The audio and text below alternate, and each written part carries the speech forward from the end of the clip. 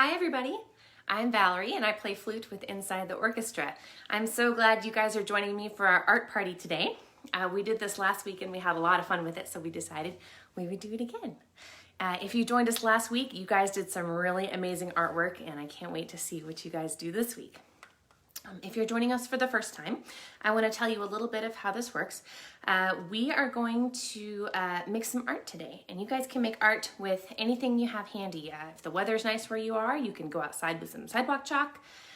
If you want to use crayons, absolutely, pencils, markers, any kind of paint, whatever you have handy is great.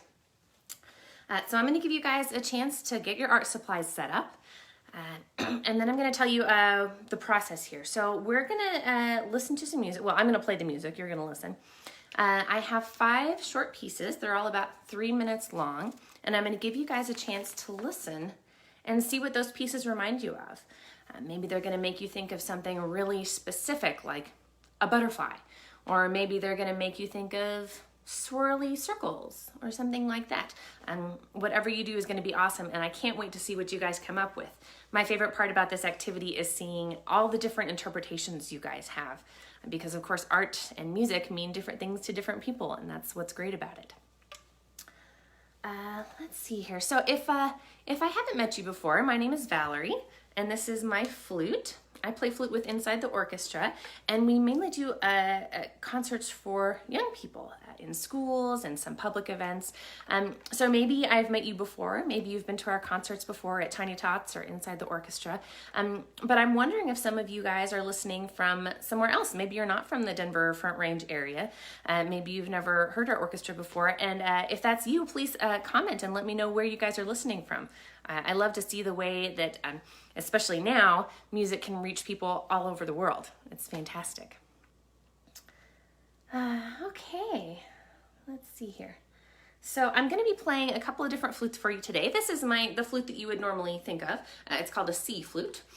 And then I'm also later going to play my Piccolo. Can everybody see the comparison? It's about 1/3 the length of the flute. And it sounds about an octave higher. It's kind of high and squeaky. So I'm going to play that later. Stay tuned for that. But most of the time I just play this flute, and that's probably the kind you've heard me play before. Let's see. Let's give everybody one more minute to get all your art supplies ready.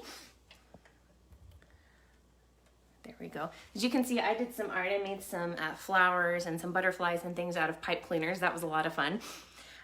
This week I'm going to play for you, obviously, but next week we're going to have somebody else playing for you while you do your art party, and I'm looking forward to that because then I can paint along with you guys.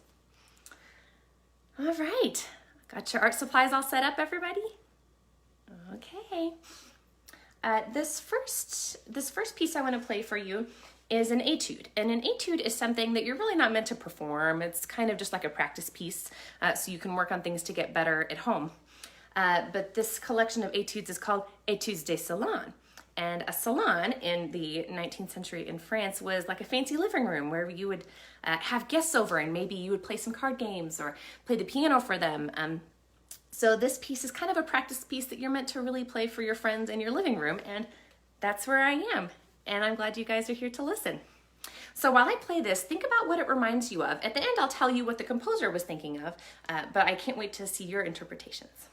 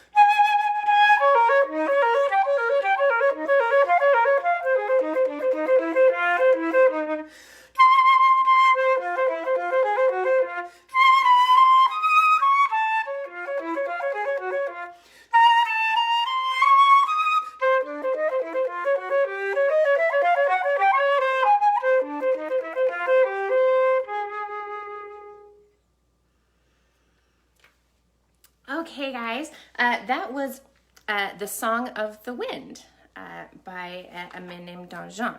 So maybe you heard some wind in there, maybe you thought of something totally different, and I can't wait to see what you guys think. Yes, if you guys are making some amazing art, please tag us, please send it to us, please share it with us. We love to see those. We saw some really, really amazing things last week, and I can't wait to see you guys come up with. We did this last week, but I'm playing entirely new music this week. You didn't hear that one last week, that one's new. And then the next one is actually from a piece that I did play last week, but it's going to be a different part, so you didn't hear this little bit last week.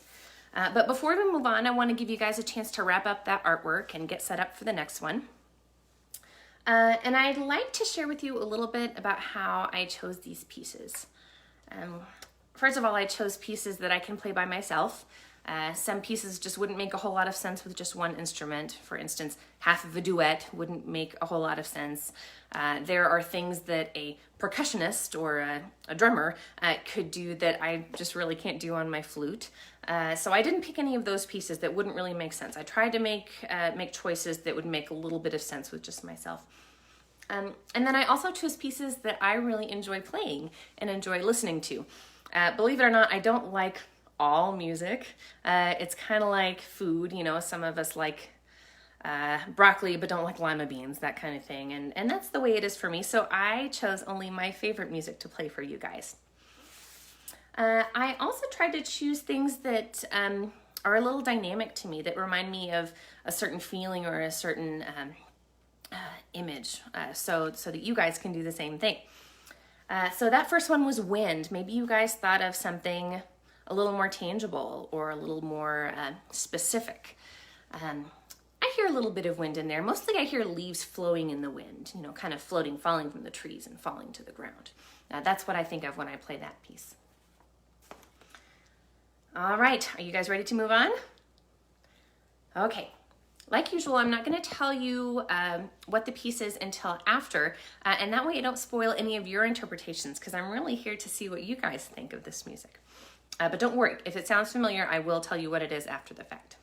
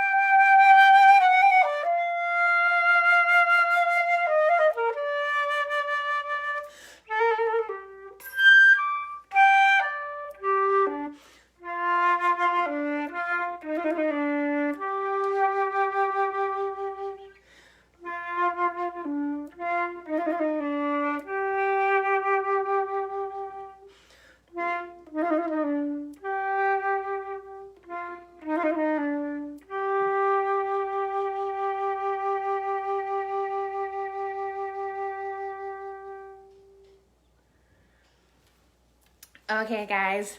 Oh, I see Derek knows what that one was. If that sounded a little familiar, that's because that is from the ballet The Nutcracker by Tchaikovsky. And parents, that one was for you because that is the coffee dance. I think I needed a little bit of that this morning. My first interaction with that piece was actually on the original Fantasia. Maybe you little guys are the wrong generation to be listening to that one. But that's the one where you see the goldfish and she's dancing around and moving very slowly through the water. And that's what I always think of when I hear this, although now I appreciate the coffee aspect of that piece. Okay. So does everybody know what a ballet is? A ballet has a story and has music, but it also has dancers, right? That's actually most of it. The dancers are telling the story, and usually there are no words. Nobody's speaking. They just tell the story with their bodies and their dances and their costumes, and then, of course, the music. So that's one of the most famous ballets, I think, in America, the Nutcracker. Okay. Excuse me. Next, I would like to play something called a theme and variations. This is a pretty a common form in classical music. You've probably heard them before, even if you didn't know what they were called. So what the composer does is they pick a theme or a song or a tune, something very simple that they like, and then they take that theme and they make it a little more detailed, and then they change it up a little bit, and then they change it up even more. So this theme is from the Carnival of Venice, but I think you guys might recognize this tune as "My hat, it has three corners." At least that's what I think of whenever I hear this tune. So listen for this tune in this piece.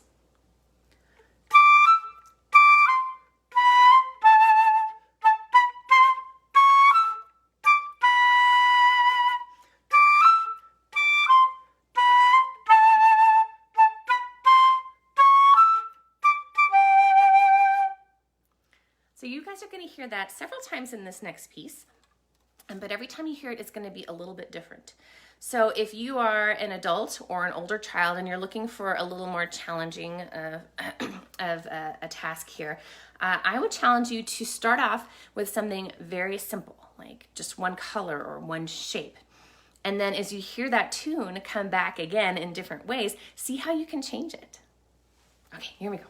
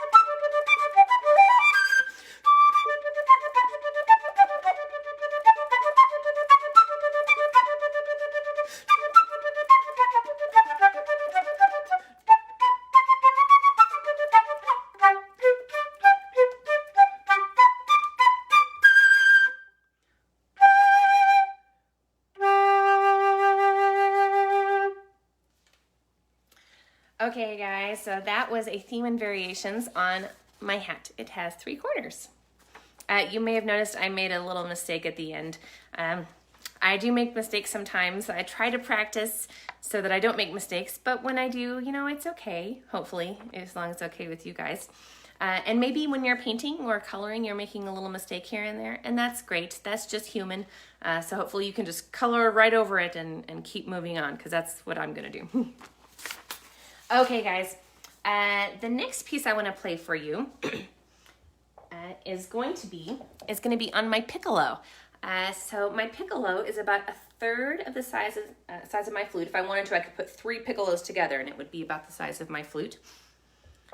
And this is not made out of the same, at least all of the same materials as my flute. Does anybody remember from last week what my flute is made out of? It's made out of a kind of metal.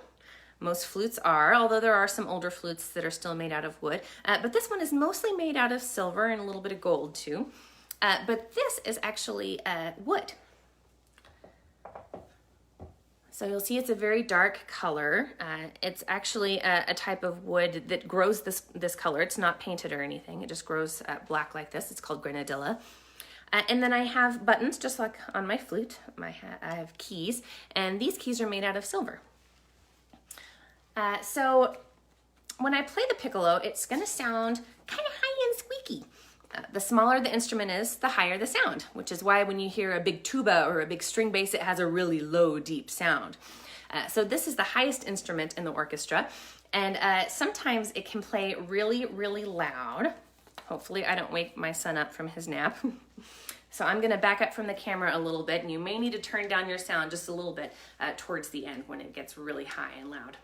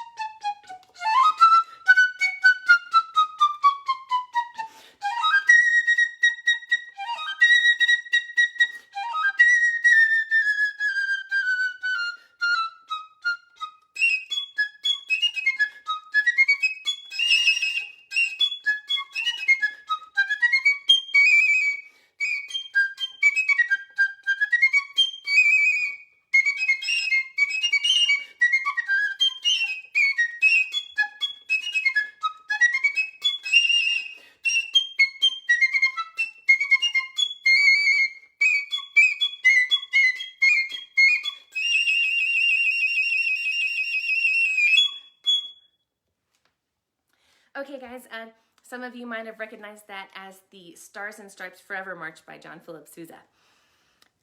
Let's see, Sarah asks, do I prefer to play the flute or the piccolo? You know, I like both. Piccolo is really fun, but I guess I prefer to play the flute. It's nice because they have different repertoire, meaning different pieces written for both of them, so it's nice to change it up a little bit. I will say that I think the piccolo is a little harder to play. Everything here has to be much smaller and much more controlled because my target is much smaller, so it is a little tricky. Amy asks, does my son like to listen to me practice? I think he does. He likes to listen to me practice, and he has a little wooden recorder that he likes to blow on when I'm practicing. So he's practicing too. And then, of course, when I was pregnant, when he was in my belly, I was playing a lot of Mozart. So he's always liked Mozart. I think that's because he was listening to it when he was still in my belly. What is the range of a piccolo? Can I play the highest note and the lowest note? Good question, Hillary. So the lowest note is this. That's a D5. For those of you musicians out there, and then the highest note I can play, boy, I might have to approach it from a lower note. Let's see how high I can go. Whew, that's a C7 maybe. That one's really high. I don't often play those higher notes, but sometimes I do. This one, the highest note in this piece was a high A flat. Still pretty high. In fact, it's very high and loud in my ear, and sometimes when I'm practicing at home, I actually put a little earplug in my ear so I don't damage my ears. That is pretty high. Okay, did any of you guys hear the march in that piece? Were you marching along maybe? Did it make you want to stomp your feet? I can't wait to see what artwork you guys did for that one. Okay, we're getting towards the end now. I just have one piece left for you. I'm gonna move back to flute for this one. So I hope you guys have had fun doing this with me. I've had a lot of fun both last week and this week. And as always, my favorite part is seeing the artwork that you guys come up with. So please do post that and tag us in it. We would love to see that. Next week, we're going to be back with another art party, but it's going to be a different musician. We're going to change it up a little bit. So I'm going to be painting and coloring along with you guys while you listen to somebody else play. So since this is kind of a little goodbye, I wanted to play a goodbye song. And I'll go ahead and spoil this one for you. This is Aloha Oi. And I love this because the word aloha in Hawaiian can mean hello and goodbye. So I'm saying goodbye now, but I'm hoping to say hello very soon. We're going to be having some interactive Tiny Tots virtual programs in June. So I hope to see you there. And then, of course, I'll see you at their art party next week.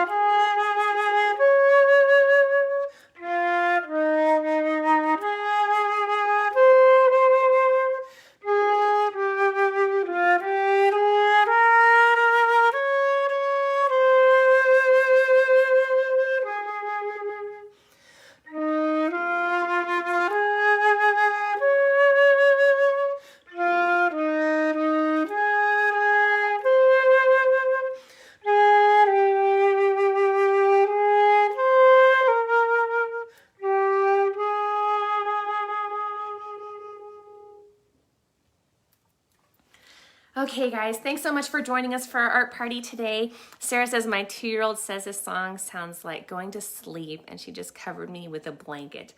Boy, this is good nap time music, isn't it? Okay guys, thanks so much for joining me. Don't forget to tag us in your art posts. We would love to see those. And join us again next week with a different musician for another art party at 10 a.m. Mountain Time on Saturday. Thanks guys, bye.